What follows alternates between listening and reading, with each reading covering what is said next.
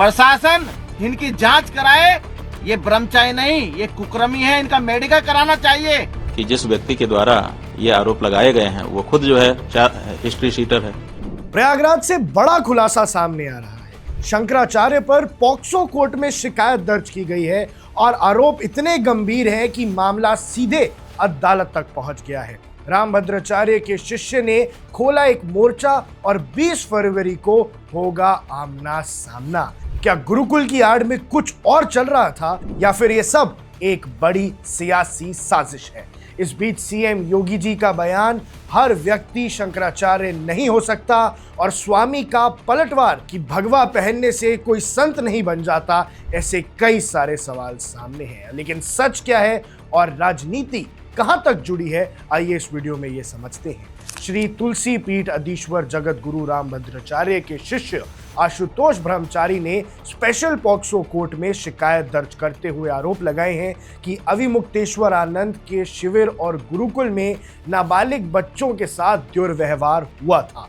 Court में 8 फरवरी को दायर वादे में कहा गया है कि गुरुकुल की आड़ में बाल उत्पीड़न किया जा रहा था।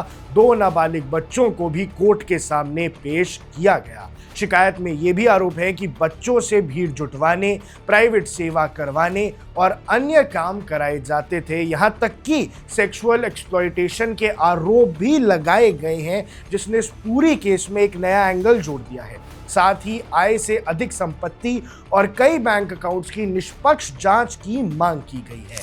अब इस मामले में कोर्ट के नोटिस पर अविमुक्तेश्वर आनंद के वकील ने 10 फरवरी को जवाब दाखिल किया है। स्वामी अविमुक्तेश्वरानंद ने कहा है कि उन्हें कोर्ट में सबूत पेश कर दिए हैं और उन्हें न्यायपालिका पर पूरा भरोसा है। उनका कहना है कि जब से उन्होंने गौ माता की रक्षा के मुद्दे पर आवाज उठाई है, तब से कुछ लोग उनके खिलाफ हो गए हैं। और उन्होंने भी क्या कहा, आइए जरा इस क्लिप में सुनिए। आरोप लगाना बहुत सरल होता है।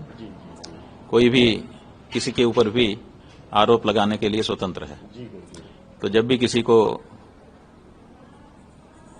बदमाशी सूझती है तो वो किसी पे आरोप लगा देता है, लेकिन आरोप लगाने के बाद आरोप टिकना चाहिए, वो सिद्ध होना चाहिए। तो अगर वो आरोप सच होगा तभी सिद्ध होगा, अगर वो आरोप झूठा है तो वो टिकेगा ही नहीं। और अभी तो लोगों ने हमको बताया है कि जिस व्यक्ति के द्वारा ये आरोप लगाए गए हैं वो खुद जो है हिस्ट्री शीटर है। माने जाने कितने मुकदमे उसके ऊपर अलग अलग आपराधिक धाराओं में पंजीकृत हैं और मुकदमे चल रहे हैं, कई बार जेल में भी रह करके आया हुआ है।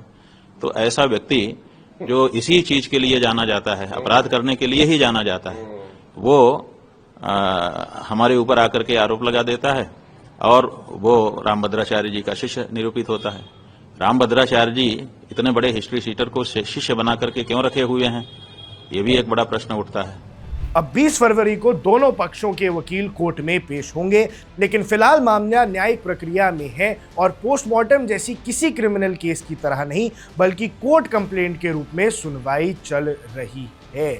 अब सबसे इंपॉर्टेंट बात यह है कि इस विवाद का सियासी एंगल भी सामने आ रहा है। प्रयागराज के मघ मेले के दौरान पहले ही स्वामी अविमुक्तेश्वरानंद और प्रशासन के बीच में तनाव देखा गया था, जब उनकी पालकी को पुलिस ने रोका था। अब इसी बीच उत्तर प्रदेश विधानसभा में चीफ मिनिस्टर योगी आदित्यनाथ ने बयान दिया था कि हर व्यक्ति शंकराचार्य नहीं हो सकता, और इस पर स्वामी अविमुक्तेश्वरानंद ने प्रतिक्रिया देते हुए भी कहा था कि सिर्फ भगवा धारण करने से कोई योगी या संत नहीं हो जाता, तो ये मामला सियासी हो गया था।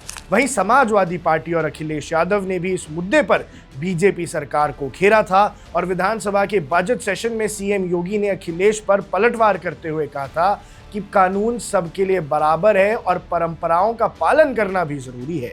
तो इस पूरे विवाद में एक तरफ सीएम योगी थे, एक तरफ स्वामी अविमुक्तेश्वरानंद और अखिलेश यादव भी इस केस में जुड़े हुए थे।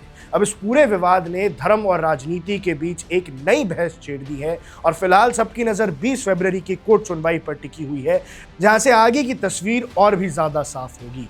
अब इस खबर पर हम नजर बनाए रखे हैं, आप भी सारी तमाम जानकारियों के लिए बने रहिए वन इंडिया के साथ। मैं हूं आकर्ष Kaushik. Subscribe to One India and never miss an update. Download the One India app now.